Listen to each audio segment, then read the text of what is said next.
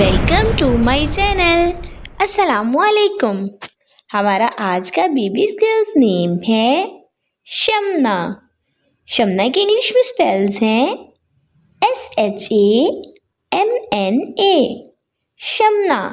इस नेम का मज़हब है इस्लाम और इस नेम का जिन्स है लड़की। ये एक इस्लामिक नेम है और लड़कियों के लिए रखा जाता है नाम। इस नेम के मायने हैं चमकता हुआ फरिश्ता, मुत्तकी, नेक। शमना।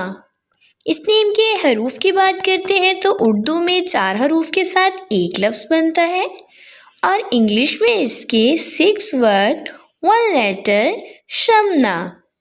इस नेम की तफसील है शमना इमरान, शमना अली। इस तरह से हम ये नाम रख सकते हैं।